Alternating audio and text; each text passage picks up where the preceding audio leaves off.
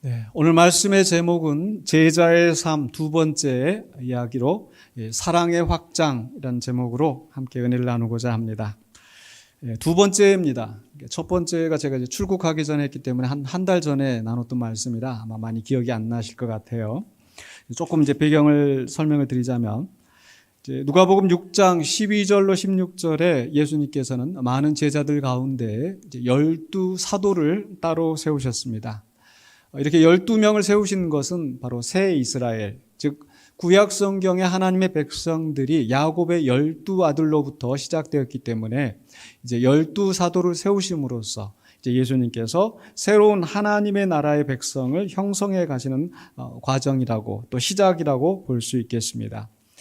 그리고 나서 이제 6장 20절에 예수님께서 이제 입을 여시고 말씀을 가르치시는, 즉 예수님의 설교를 하십니다. 그 설교가 어떤 내용인가 6장 20절에 보시면 이렇게 성경에 기록되어 있습니다. 예수께서 눈을 들어 제자들을 보시고 이르시되, 이 제자들을 향하여서 이제 말씀하신 내용인데, 너희 가난한 자는 복이 있나니 하나님의 나라가 너희 것이며 라고 하면서 하나님의 나라에 대해서 또 하나님의 나라를 소망하며 사는 그 제자들이 어떻게 살아야 할지를 이제 세 가지 설교로 말씀하십니다. 그 중에서 이제 첫 번째 설교는 우리가 앞부분에서 나눴던 것은 바로 지금 여기에서, 첫 번째 그 설교를 제가 이 제목을 지금 여기에서 어떻게 살 것인가. 예수님께서 하나님의 나라를 이미 이제 시작하셨지만 아직 완성된 것은 아닙니다. 미래에 완성되어질 그 하나님의 나라, 또 이 땅에서 아직 그 악한 권세들이 이 세상을 장악하고 있고 그 속에서 하나님을 믿고 예수님을 따르는 제자들이라고 해서 그 하나님의 나라의 복을 지금 당장 누리지 못하고 오히려 더 그 믿음 때문에 고난당하고 박해당하고 미움당하고 어려움 속에서 살아가는 경우가 많이 있다는 거죠. 그러나 하나님의 나라를 소망하기 때문에, 하나님을 사랑하고 예수님을 사랑하기 때문에 그 나라를 바라보면서 여전히 우리는 지금 여기 이 땅에서 충성하고 헌신하며 살아야 된다는 것. 그리고 그렇게 살아가는 하나님의 백성들이 하나님의 나라에서 영광스러운 보상을 얻게 될 것을 예수님께서 첫 번째 설교에서 말씀하셨습니다. 이러한 첫 번째 설교는 우리가 이 땅에서 여전히 하나님을 바라보면서 충성하고 헌신해야 된다는 그런 의미에서 이 수직적인 관계에 대해서 말씀하고 있는 것이라고 한다면, 이제 오늘 두 번째 설교는 이 수평적인 관계, 즉 하나님의 백성이지만 이 땅에서 다른 사람들과 어떤 관계를 맺으면서 살아가야 되는가, 이 수평적인 관계를 이야기하는 것이라고 할 수 있겠습니다. 그럼 다른 사람들과 이 어떤 수평적인 관계를 맺으면서 살아야 되는가? 예수님의 제자라면 저는 그것을 오늘 말씀을 요약하면은 바로 사랑의 확장이다, 이렇게 정리할 수 있을 것 같습니다. 예수님은 이 땅에 오셔서 하나님의 나라를 이루시는 분이십니다. 그리고 그 제자들을 세우시는 것은 바로 그 하나님의 나라가 확장되어지게 하는 역사에 동참하게 하시기 위한 것이었죠. 그렇다면 어떻게 하나님의 나라가 확장되어지는가라고 했었을 때, 이 하나님의 나라는 어떤 나라일까 생각을 해보면, 우리 하나님이 어떤 분이신가? 하나님은 사랑이시라. 하나님이 사랑이시기 때문에 그 하나님이 통치하시는 그 하나님의 나라는 사랑이 가득 찬 나라가 되어야 할 것입니다. 그러나 세상 나라는 또 부패와 또 미움과 또 서로 다툼이 가득한 그런 세상이었습니다. 그런 속에서 하나님의 나라가 확장이 되어진다는 것은 그 하나님의 복음이 확장되면서 동시에 그 복음으로 말미암아 사랑이 확장되어지는 그 역사가 이루어지는 것이라고 우리는 생각할 수 있겠습니다. 그렇다면 바로 그 사랑이 확장되기 위해서 우리는 어떻게 사랑해야 하는가? 당연히 사랑해야 할 사람의 범위를 넘어서 우리는 사랑해야 된다는 것을 예수님이 말씀하시는 거죠. 즉 세상에서 사랑의 원리는 상호성의 원리, 누군가 나를 사랑하면 그 사랑에 보답해서 사랑을 하고, 누군가 나한테 좋은 일을 하면, 누군가 나한테 선물을 하면 나도 거기에 보답해서 선물을 하는 그런 상호성의 원리에 의해서 사랑을 합니다. 근데 마땅히 그렇게 사랑해야 될 사람을 사랑하지 않으면 우리 이 세상에서 서로 부부가 서로 사랑을 하고 부모 자식 간에 사랑을 하고 형제 간에 우애 깊게 사랑을 하고 이렇게 사랑을 해야 되는데 사랑을 하지 않으면 사랑이 점점 감소되겠죠. 근데 사랑해야 할 사람을 마땅히 사랑하는 그 정도까지만 사랑한다면 아마 사랑은 확장되지 않고 그 자리에서 유지될 것입니다. 그러나 하나님이 우리에게 원하시는 것은 바로 하나님의 나라가 확장되어지고 사랑이 확장되어져야 하는데 그렇게 확장되어지려면 바로 예수 그리스도의 제자들이 사랑해야만 하는 사람만 사랑하는 것이 아니라 나를 사랑하는 사람만 사랑하는 것이 아니라 그 이상의 사랑을 해야 된다는 게 바로 오늘 예수님께서 우리에게 말씀하시는 그 핵심이 아닐까 싶습니다. 그래서 우리가 사랑해야 할 사람뿐만 아니라 사랑할 수 없는 사람까지 사랑해야 하는 그것으로서 우리 예수님께서 오늘 말씀하시는 것은 뭡니까? 바로 첫 번째로 우리가 생각할 것은요. 바로 원수를 사랑하고 너희를 미워하는 자를 선대하라고 명령하셨다는 거예요. 예수님의 명령입니다. 원수를 사랑하고 선대하라는 명령을 주셨다는 거죠. 27절에 그러나 너희 듣는 자에게 내가 이르노니 두 번째 설교를 시작하면서 예수님께서는 이렇게 말씀하시는 거죠. 너희 원수를 사랑하며 너희를 미워하는 자를 선대하며 분명한 명령을 하시고 35절에 오늘 봉독한 말씀에서 다시 한번 강조하십니다. 오직 너희는 원수를 사랑하고 선대하며 아무것도 바라지 말고 꾸어 주라 명령하시는 거죠. 여기서 이 사랑하고 선대하는 거 이 두 가지를 말씀하시는데 사랑한다라는 것은 뭡니까? 우리의 내적인 동기, 태도를 이야기합니다. 선대하는 것은요. 이 사랑이 외적으로 표현되어지는 거죠. 다른 사람에게 선한 일을 베풀고 다른 사람에게 호의를 베푸는 일, 외적인 표현입니다. 이 두 가지는 함께 가야 돼요. 왜냐하면 이래서 우리가 사랑해요. 그래, 우리 예수님 말씀처럼 내가 원수를 사랑해요. 다른 사람을 사랑해요 하는데 그냥 내가 마음속으로만 사랑하고 바깥으로 드러나지 않는다면 그렇죠? 바로 그 사랑은 힘이 없습니다.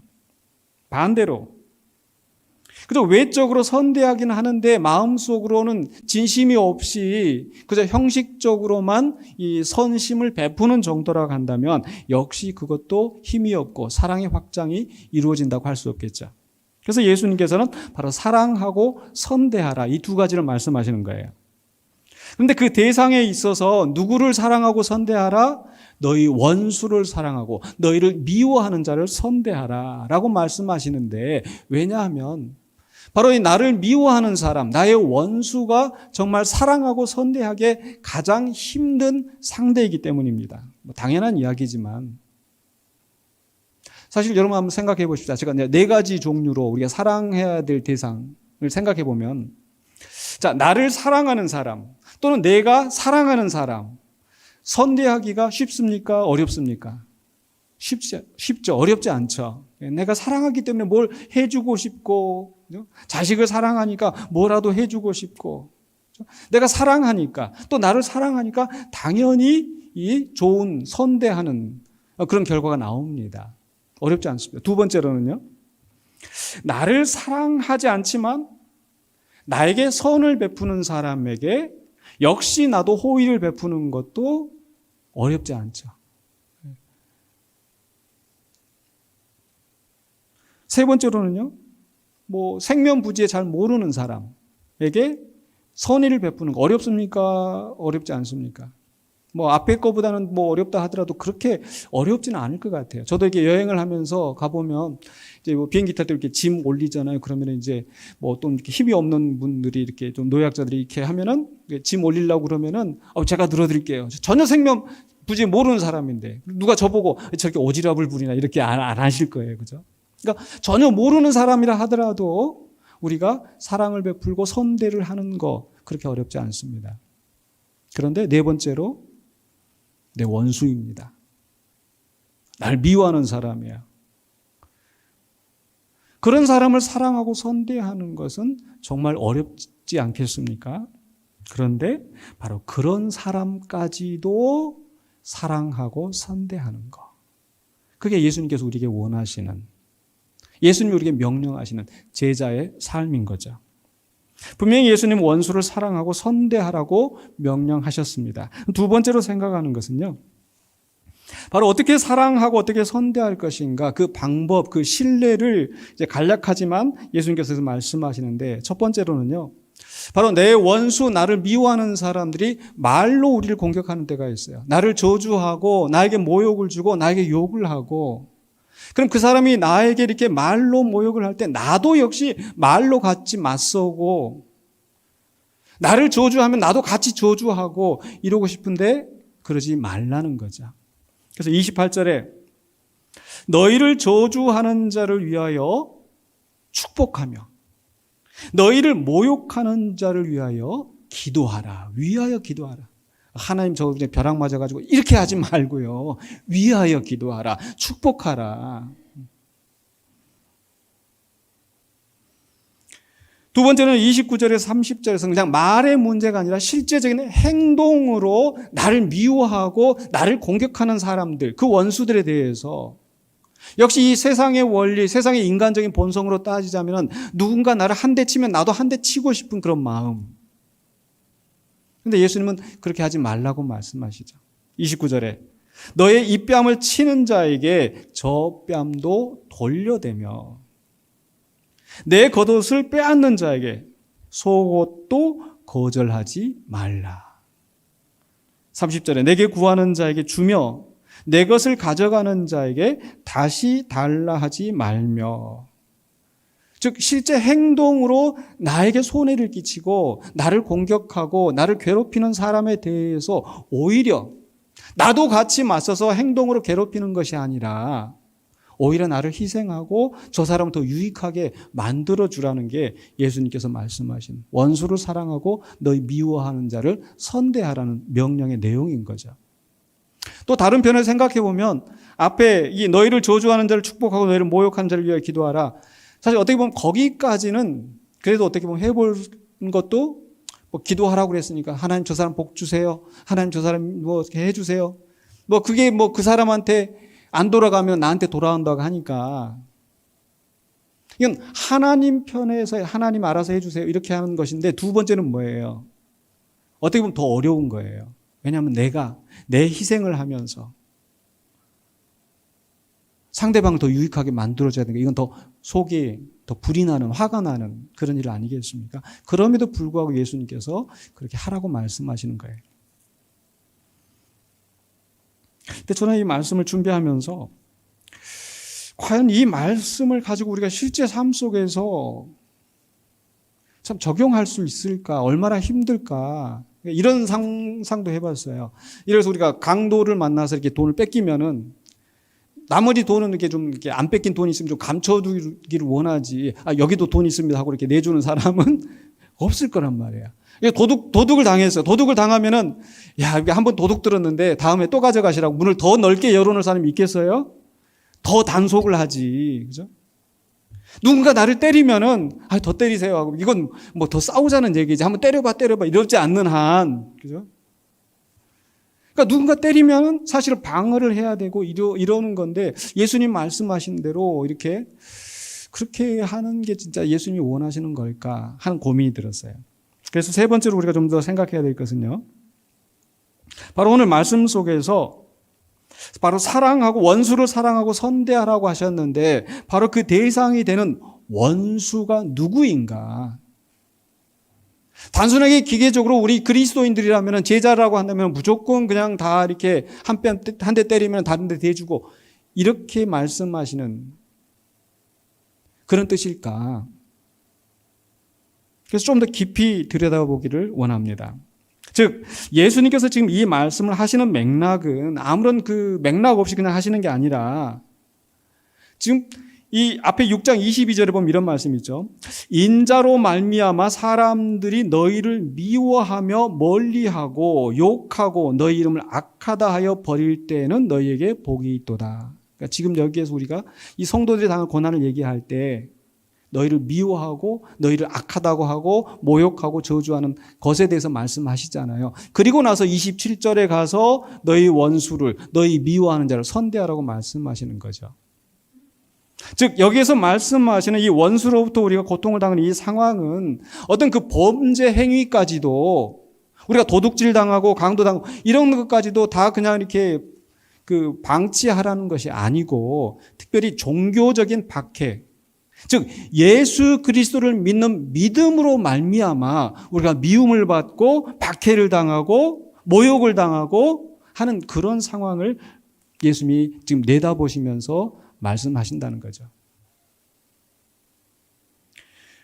또 실제로 이 예수님께서 어떻게 하셨는가를 이렇게 보면은요, 요한복음 18장에 보면은 예수님께서 이제 그 체포되셔서 재판을 받으실 때 잘 아시는 대로 맞기도 하시고 가시채를 머리에 쓰시고 이런 상황이 있잖아요. 근데 예수님께서 어떻게 하십니까? 요한복음 18장 22절에 바로 앞에서 예수님께서 어떤 말씀을 하셨더니 이 말씀을 가지고 이제 그 어떤 반응이 있었는가? 22절에 이 말씀을 하심에 곁에 섰던 아랫사람 하나가 손으로 예수를 쳐 이르되 네가 대제사장에게 이같이 대답하느냐 하니, 이제 지금 예수님 한 대 맞으셨단 말이에요. 그럼 그 다음 장면에서 이쪽도 한번 때려 이렇게 지금 나와야 되는데 예수님께서 어떻게 하셨는가? 23절에 예수께서 대답하시되 내가 말을 잘못하였으면 그 잘못한 것을 증언하라.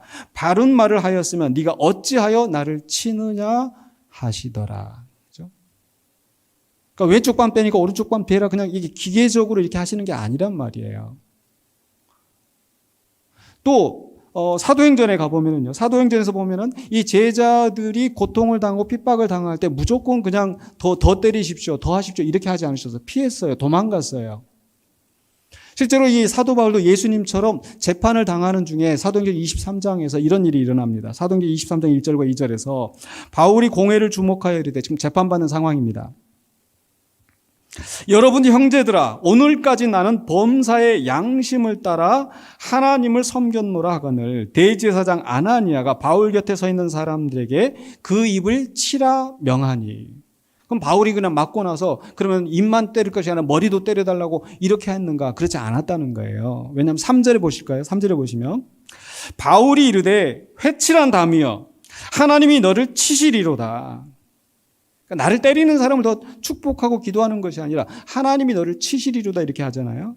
네가 나를 율법대로 심판한다고 앉아서 율법을 어기고 나를 치라 하느냐? 그러니까 율법에 따라서 죄가 드러나면은 이제 매를 때려야 되는데 죄가 드러나지도 않았는데 율법을 어기고 지금 때리는 그 잘못에 대해서 분명하게 짚고 있는 거죠. 무슨 얘기냐면 우리가 원수를 사랑하고 선대하고 왼밤 때는 오른밤 때리라고 했을 때 그냥 무조건 맹목적으로 기계적으로 그렇게 하라는 그런 말씀이 아니라는 거예요. 즉 어떤 개인적인 보복이나 감정적으로 어떤 앙심을 품고 그렇게 악으로 맞서지 말라는 것이지, 때로는 상황에 따라서 분명하게 잘못된 것에 대해서 항의하고 이의를 제기해야 될 때가 있다라는 겁니다. 그래서 우리가 이 말씀을 원수를 사랑하고 선대하라는 이 말씀을 이야기할 때에 그저 기계적으로 우리는 무조건 그래야 되는데 또 기독교인이라면 이래야 되는데 이렇게 할 것이 아니라 정말 하나님 앞에 겸손하게 그 지혜를 구하고 분별하면서 해야 된다는 거죠. 그런 의미에서 우리 교회 안에서도 이런 문제가 벌어질 때 왜 교회 안에서 이런 다툼이 일어나는가? 왜 맞서고 서로 싸우는가? 물론 우리가 실수하고 잘못할 때가 분명히 있지만 그러나 궁극적으로는 정말 하나님께서 우리 교회를 통하여 이루고자 하시는 그 뜻이 무엇일까 정말 고민하고 정말 이야기하고 의논하고 하면서 신중하게 나가야 하고 그렇게 지금 하려고 우리가 최선을 다하고 있는 거죠. 그래서 다시 우리가 원수를 사랑하는 문제에 돌아와서 그리고 예수님께서 이 원수를 사랑하고 미워하는 자를 선대하라는 그 이유는 바로 이 죄악과 저주와 미움과 증오로 가득 찬 이 세상 속에서 그 악한 그 악순환의 고리를 끊어내고 바로 사랑을 확장하기 위해서 이 제자의 삶으로서 사랑을 확장하라는 의미에서 이렇게 주신 게 아닌가. 즉 하나님의 은혜를 알지 못하고 하나님의 뜻을 생각하지 않고 그저 무분별하게 복음을 알지 못하고 하나님 나라를 알지 못하고 살아가는 그런 사람들에게 오히려 변화의 길을 주게 하시고 그러므로 사랑이 확장되게 하시고 하나님 나라가 확장되게 하시는 바로 예수님의 뜻이 아닐까. 저는 그러한 신뢰를 바로 이렇게 원수를 사랑하고 사랑을 확장해 나가시는 그 신뢰를 사실 우리 한국 교회 안에서 정말 믿음의 위인 누가 있으세요? 여러분 사랑의 원자탄 하면 누가 떠올라요? 손양원 목사님. 우리 교회 한국 교회 초기의 역사 속에서 우리 6.25 전쟁에 나오고 공산당들이 와서 막 다 또 이렇게 그 지주들 또 이렇게 지식인들 이렇게 다 죽이고 막 핍박하고 할 때 바로 자기 사랑하는 두 아들이 이 좌익 활동을 하는 청년 안재선이라고 하는 사람에게서 죽임을 당합니다.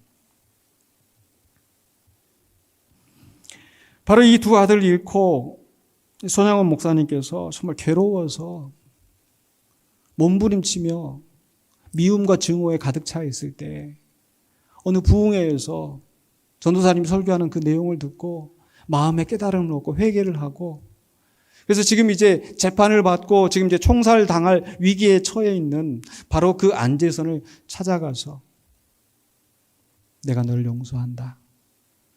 그리고 탄원을 하고 내가 이 아이를 책임질 테니 이 아이를 풀어주십시오. 그래서 탄원을 해서 결국은 건져내고 구원해내고 그 안재선을 자기 양자로 삼아요. 사랑의 원자탄이라는 옛날에 나온 영화 속에서 그 손양원 목사님 일대기가 나오는데 있을 수 없는 일이잖아요. 내 자식을 두 아들을 죽인 원수인데 그 아들을 용서하고 그 아들이 사형당해서 죽기를 바라야 되는데 오히려 그 아들을 내 양자로 삼고 그랬더니 이 안재선이라는 사람이 정말 마음의 감동을 받아서 그래서 고려 고등성경학교에서 신학을 공부하고 정말 이제 그리스도인이 되려고 하는데 근데 실제로 나중에 역사를 보니까 그 주변의 따가운 시선 때문에 좌익 활동을 하고 손양원 목사님이 그 두 아들을 죽였다는 그게 주온 것이로 따라다녀서 결국 목회의 길을 가지 못하고 나중에 보니까 어쩌면 신앙생활도 교회도 제대로 가지 못하는 그런 불행한 삶을 살았더라고요. 그런데 거기에서 그렇게 이야기가 끝나는 게 아니라 그 안재선 씨의 아들 안경선 목사님 지금 강원도 원주에서 목회를 하고 있습니다. 그리고 이 양 할아버지가 되겠죠. 그 할아버지의 이야기를 나중에서 알고 자기도 이제 믿음의 길을 가면서 그 사랑을 실천해야겠다고 목회를 열심히 하고 있으십니다. 무슨 얘기냐? 바로 하나님의 은혜를 알지 못하고 그 악을 행하던 그 사람을 사랑으로 품어주고 그렇게 하여서 이제 미움이 사랑이 되게 하고 불신이 믿음의 길로 가게 하는 그런 선한 열매를 맺게 하시는 사랑의 확장의 역사를 이뤄냈다는 거죠. 바로 이것처럼 우리도 원수를 사랑하고 너희 미워하는 자를 선대하라고 하였을 때 가장 기본적으로 예수님이 하시는 말씀은 바로 사랑할 수 없는 그 사람들, 불신자들 우리를 박해하고 핍박하고 미워하고 모욕하고 조롱할 때 우리가 더 사랑하고 섬김으로 말미암아 우리의 사랑을 통해서 그 사람이 변화되어지고 사랑이 확장되어지는 역사가 있게 하시기를 우리 주님이 원하셨다는 거죠.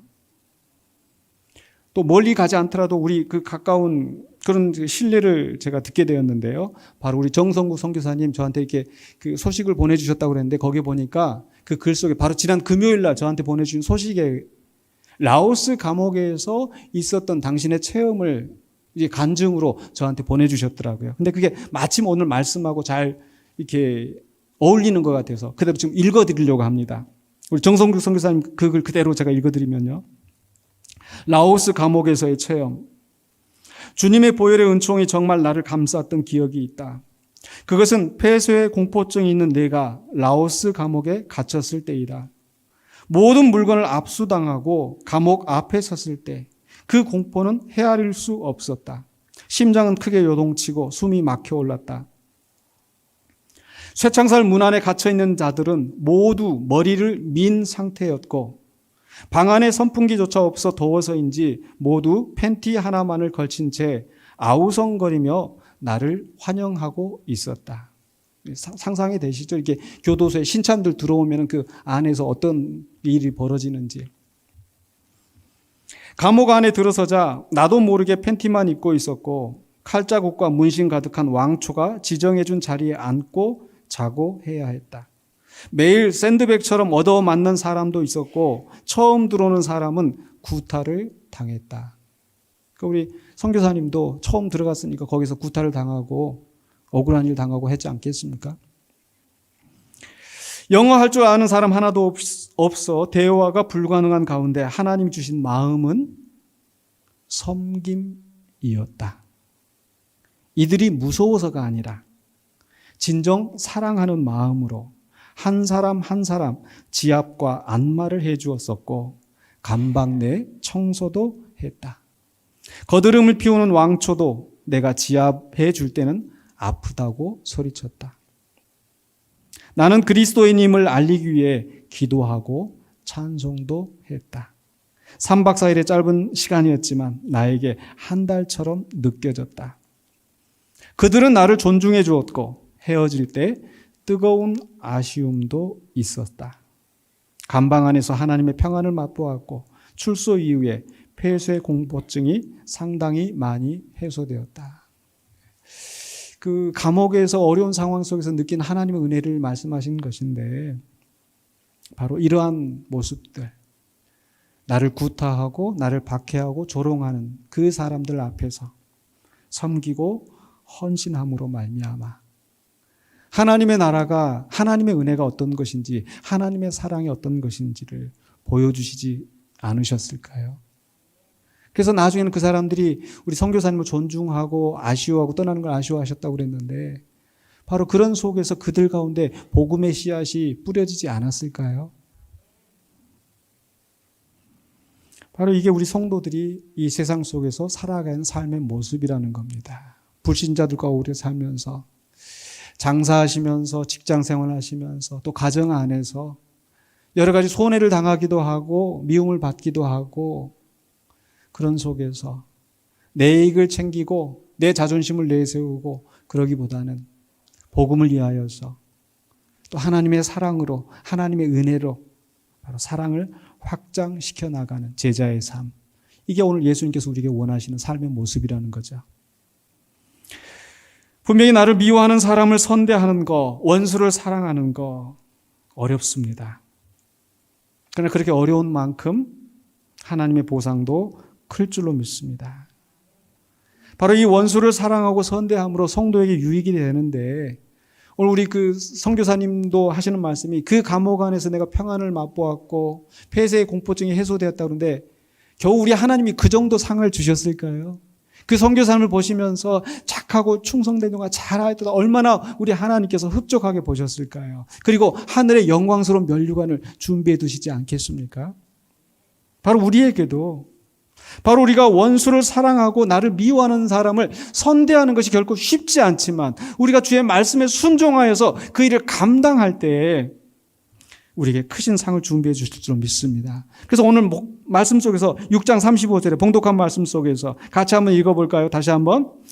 오직 너희는 원수를 사랑하고 선대하며 아무것도 바라지 말고 꾸어주라. 그리하면 너희 상이 클 것이요 또 지극히 높으신 이의 아들이 되리니 그는 은혜를 모르는 자와 악한 자에게도 인자하시니라.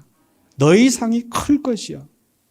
우리가 결국 그 사람한테 받지 못한다, 돌려받지 못한다 할지라도 하나님이 잊지 않고 우리를 위하여 상을 준비해 주신다.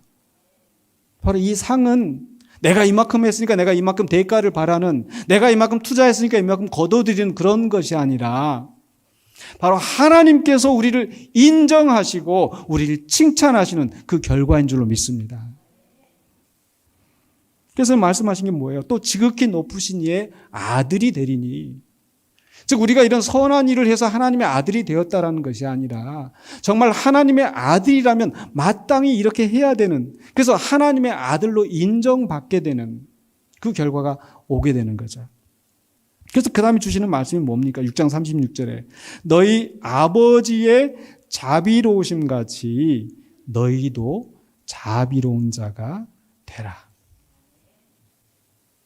그럼 우리 아들은 자녀들은 부모를 닮잖아요. 마찬가지로 우리도 하나님의 자녀가 되었다고 한다면 우리는 하나님을 닮아야 돼요. 우리 하나님은 어떤 분이신가? 오늘 여러분 교동문에 보면요. 제가 우리 교동문을 찾다가 어떤 교동문을 할까 찾다 보니까 교동문 제목에가 이웃사랑.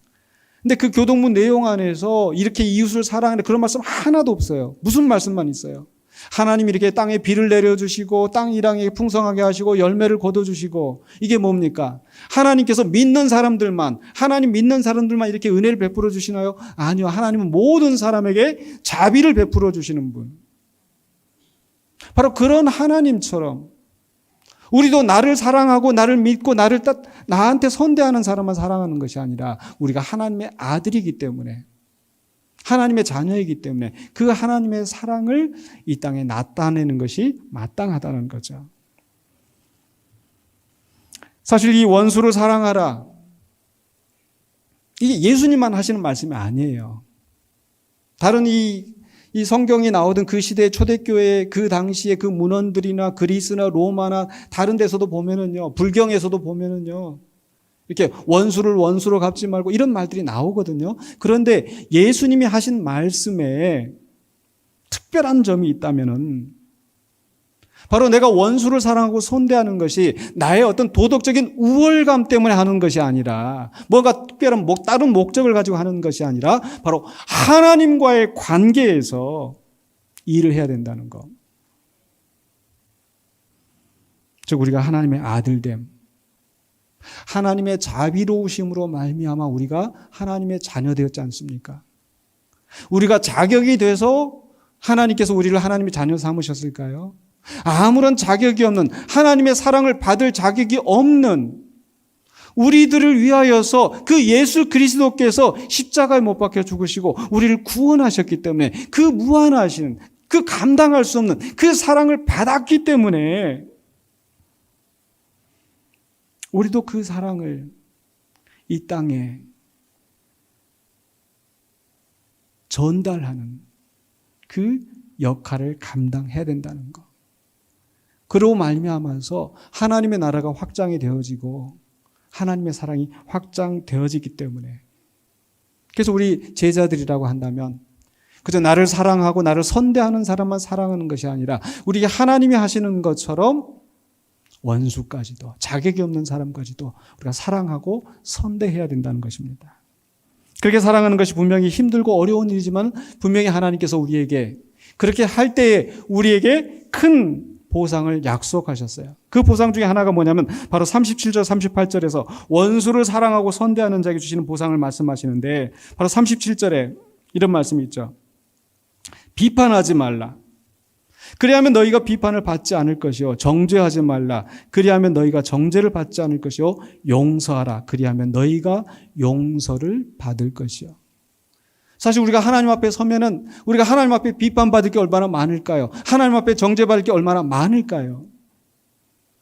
그러니까 하나님께서 그 무한하신 사랑으로 우리를 품어주시는데 우리도 다른 사람을 그렇게 사랑하고 품어줘야 되지 않는가? 이거 마치 예수님께서 우리 주님 가르치신 바로 그 기도 속에서 우리가 뭐라고 기도합니까? 우리가 우리에게 죄 지은 자를 사하여 준 것 같이 우리의 죄를 사하여 주시옵고. 바로 우리가 다른 원수를 사랑하고 미워하는 사람을 선대하는 것은 바로 하나님께서 내게 그런 사랑을 베풀어 주셨기 때문에 하나님이 자비로우신 것처럼 우리도 그 자비를 따라서 사랑하고 용서하고 품어줘야 된다는 것. 물론 그렇다고 해서 어떤 공적인 비판, 공적인 정죄 자체를 무효화시키는 게 아닙니다.